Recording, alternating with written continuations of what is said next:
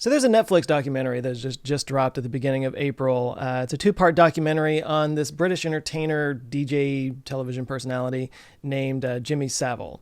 The documentary is called Jimmy Savile, A British Horror Story, and it's basically, look, I'm not from England, you could probably tell from my accent, but the basic story is that he was this beloved children's entertainer. He had this show called Jim'll Fix It, where kids would write in with things that they wanted to do, and he would make their dreams come true, whatever it might be. One kid wanted to like ride through a hoop of fire on a motorcycle. One kid just wanted to take his teacher out to a nice dinner. But that was his thing. He was like this. He was this beloved figure to children all over England. And after he died,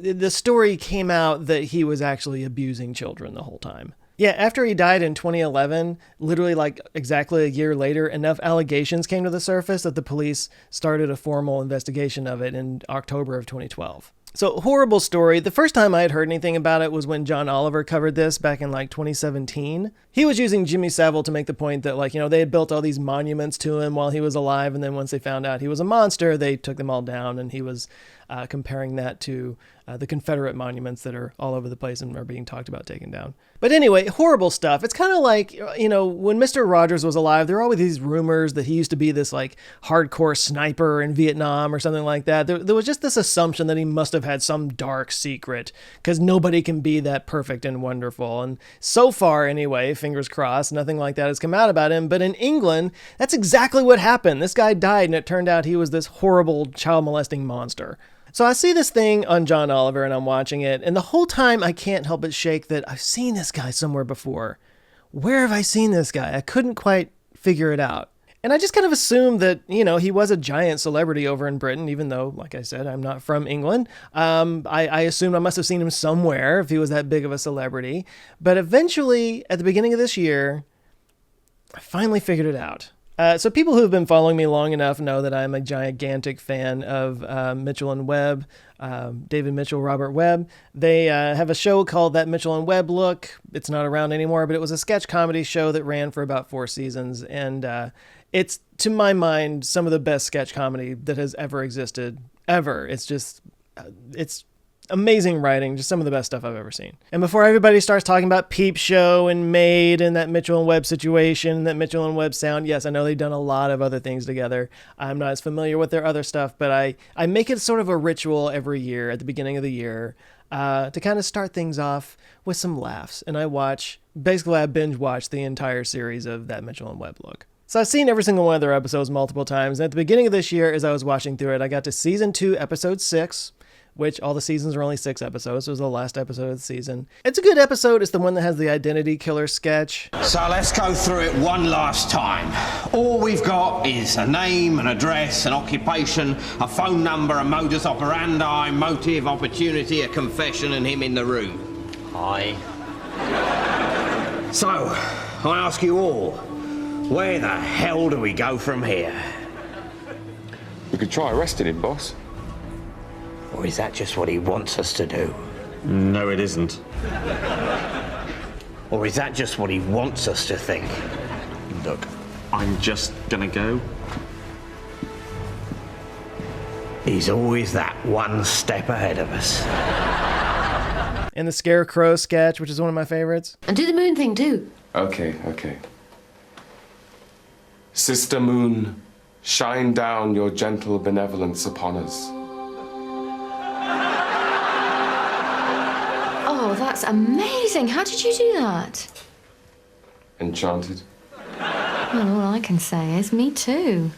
But it also has one of my by far favorite Mitchell and Webb sketches, which is the one where there's the actor that has to do a nude scene and the creepy director that is talking him into it. But I mean, it'll all be shot tastefully, won't it? I mean, obviously I'll be naked, but you won't actually see my penis. I'll see your penis, then. I'll see it loads. Yeah, but sure, but I mean, you won't actually be filming my penis.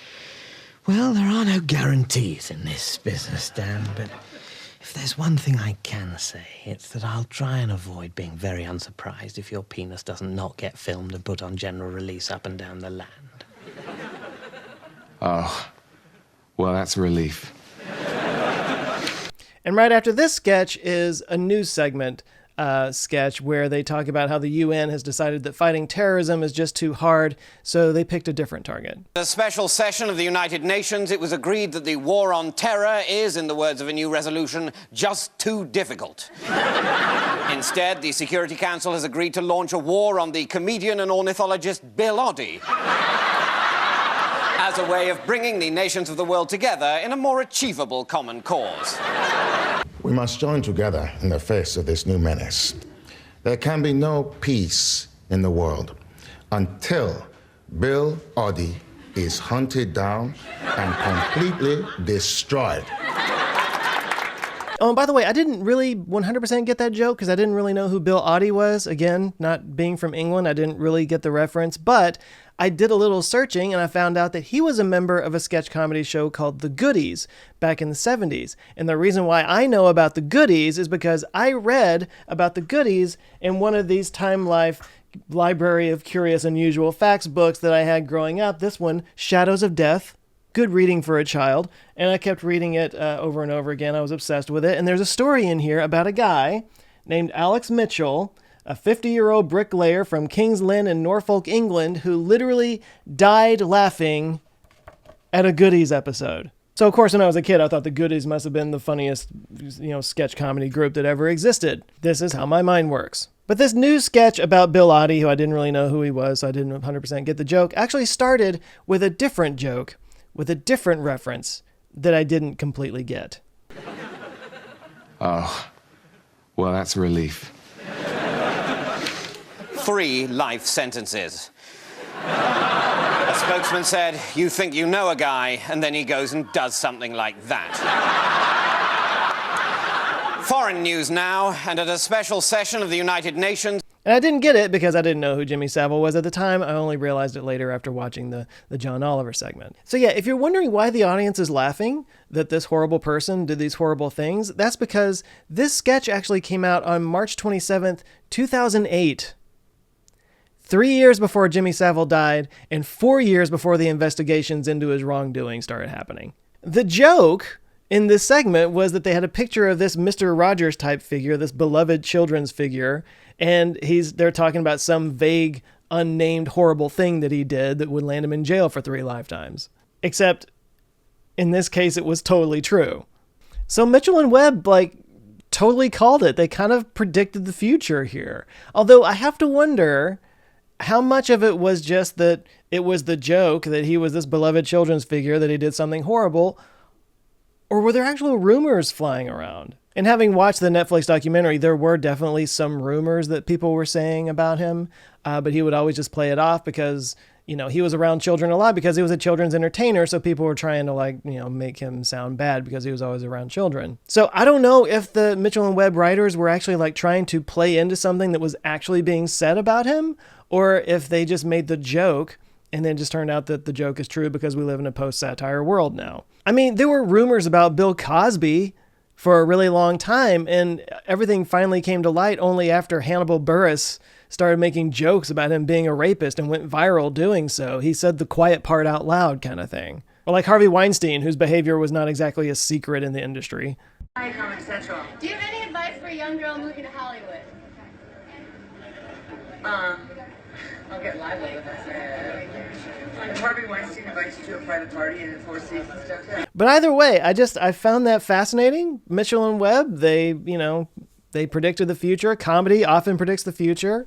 A lot of people point to episodes in The Simpsons where they say something's going to happen that then later happened. Of course, there's been a million Simpsons episodes. You're going to get something right eventually. But yeah, if you're up for something really disturbing, I guess go watch that Netflix documentary. But keep in mind, some comedians called it. They knew it before everybody else. Subconsciously, maybe even.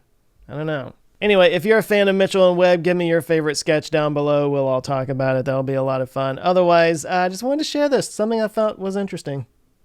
There you go. And if you see Bill Oddie, destroy him. I'm kidding. I'm sure he's a great guy. Ornithologist who doesn't like bird people. All right. Catch you next time. Later.